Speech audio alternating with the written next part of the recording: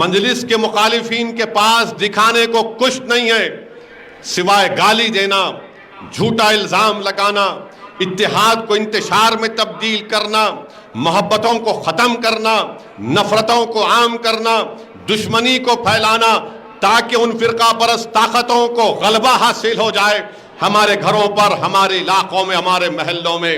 صرف چند 2 منٹ کا ویڈیو بنانا اور گالی دینا۔ ارے تم اور تمہارے باپ نے کیا کیا بتاؤ؟ تم جس کی آج چاپلوسی کرتے ہو بتاؤ تم نے کیا کیا؟ تم ایک کلینک نہیں چلا سکتے، تم ایک اسپتال نہیں چلا سکتے، تم ایک سکول نہیں چلا سکتے، تم گورنمنٹ کے سکولوں میں 18 سال سے مجلس اتحاد المسلمین نے جو خدمت انجام دی تم وہ کام نہیں کر سکتے۔ ارے پرجا پالنا کا پروگرام ہوا، ایک ان کا آدمی نظر نہیں آیا، ایک کاؤنٹر کے پاس مجلس کے اراکین بیٹھے ہوئے تھے۔ میں ان تمام اراکین کو سلام کرتا ہوں جو حیدرآباد پارلیمانی علاقے کے پرجا پالنا کے علاقے میں بیٹھے ہوئے تھے اور وہاں پر عوام کی خدمت کیے۔ ایک اسمبلی حلقے سے 40-45 ہزار درخواستوں کے ہیلپ ڈیسک مجلس نے بنایا۔ میں ہمارے اراکین کو، صدر و معتمدین کو، اراکین اسمبلی کو سلام کرتا ہوں اور ان کو بھی بتا رہا ہوں کہ اپنے اس جذبے کو برقرار رکھیے۔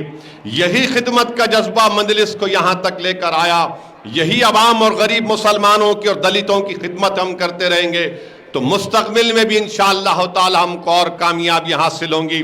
تو ناڈلہ بھاسکر راؤ کی تاریخ جو اعلان کر رہے ہیں بیٹھ کر کے، ہم ناڈلہ بھاسکر راؤ سے تاریخ کو جانتے۔ پیارے تمہاری تاریخ بہت کمزور ہے۔ ارے تاریخ مجلس کی شروع ہوتی ہے کہ اس پرآشوب دور میں مجلس نے جب شروعات کی، جب مسلمانوں میں ایک خوف اور دہشت کا عالم تھا۔ مجلس اور مرحوم فخر ملت عبدالواحد اویسی نے جیل کی صحبتوں کو برداشت کیا، بینک کے اکاؤنٹ سیز ہو گئے۔ ارے آج بینک کے اکاؤنٹ سیز ہوئے تو نیوز بن جاتی ہے، اس وقت عبدالواحد اویسی کے افراد خاندان کے بینک کے اکاؤنٹ بند ہو گئے تھے۔ 11 مہینے کی جیل برداشت کی۔ دارالسلام جو آج آپ بیٹھ کر یہاں پر ہم ان 8000 آل ان ون گائیڈ کو بانٹ رہے ہیں، کیا یہ دارالسلام مجلس کے پاس تھا؟ نہیں تھا مجلس کے پاس۔ یہ منافقین جو بی جے پی کے اشاروں پر کٹ پتلی کی طرح ناچ رہی ہیں، چھوٹی بی جے پی کے دربار کے تبلچی ہیں۔ ارے بتاؤ، دارالسلام کا مقدمہ عبدالواحد اویسی نے 11 سال اس مقدمے کو لڑا۔ کس کے لیے لڑا؟ اپنی ذات کے لیے لڑا، اپنی خاندان کے لیے لڑا نہیں۔ مجلس نے مقدمہ جیتا تو عبدالواحد اویسی علیہ الرحمہ نے حکومت سے ان کے ناجائز قبضے کا کرایہ حاصل کیا۔ کرایہ حاصل کر کے شام میں ملگیاں مجلس نے بنوائی اور اس کے بعد عبدالواحد اویسی اس دنیا سے چلے گئے۔ ان کا خواب تھا کہ میں کچھ کروں مسلمانوں کے لیے تعلیم کے میدان میں۔ وینگل راؤ چیف منسٹر تھے، سالار نے پرمیشن لیا اور یہاں پر اس وسیع گراؤنڈ میں ایک ITI سالار نے شروع کیا تھا۔ ITI سے مجلس کا سفر شروع ہوا۔ مجلس کا سفر صرف ناڈلہ بھاسکر راؤ سے نہیں شروع ہوا پیارے، مجلس نے نیلم سنجیوا ریڈی سے دیکھ کر کئی چیف منسٹر کو دیکھا اور مستقبل میں بھی انشاءاللہ ہم دیکھیں گے۔ یہ مجلس کا کام ہے۔ لوگ بولتے ہیں مجلس کے لوگ تقریر کرتے ہیں، ارے تقریر کرنا بھی بچوں کا کھیل نہیں ہے، تقریر کرنا بھی ایک فن ہے، ایک نعمت ہے اللہ کی طرف سے۔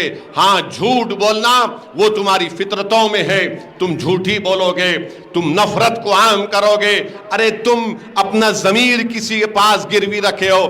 یہ مجلس جو اتنے بڑے بڑے بلڈنگ آج آپ دیکھ رہے ہیں، میں ان طلباء اور طالبات کو بتا رہا ہوں، دیکھو یہ جو بلڈنگیں ہیں تم اس کے مالک ہو، وہ اسی ہاسپٹل اسرا ہاسپٹل کی بلڈنگ تم اس کے مالک ہو، یہ میرا نہیں ہے، یہ آپ کا ہے، یہ قوم کی امانت ہے۔ میں مر جاؤں گا، ہم تمام مر جائیں گے، مگر یہ تمہاری ذمہ داری ہے کہ تم اداروں کو زندہ رکھنا، تم دارالسلام کو صبح قیامت تک آباد رہنا۔ ارے میں اس دنیا میں آیا ہوں تو میں ضرور جاؤں گا اس دنیا سے، میں اس زمین میں جاؤں گا اور انشاءاللہ تعالی اللہ دوبارہ ہم کو اٹھائے گا۔ جب قیامت کا اعلان ہوگا تو ہم تمام اپنی قبروں سے اٹھیں گے اور ہر کوئی اپنے اپنے اعمال کا جواب دے گا. اگر کوئی رائے برابر نیکی کرے گا تو اللہ اس کا صلہ دے گا, اگر کوئی رائے برابر گناہ کرے گا تو اس کا جواب دینا پڑے گا. یہ میرا ایمان ہے, یہ میرا ماننا ہے. مگر یہ عمارتیں, یہ دارالسلام, یہ تمام چیزیں کب آباد رہیں گی؟ کیا جذباتی تقاریر سے آباد رہیں گی؟ نہیں, آپ کے اتحاد سے آباد رہیں گی, آپ کے سیاسی شعور سے آباد رہیں گی, آپ کے متحدہ ووٹ کے استعمال سے آباد رہیں گی.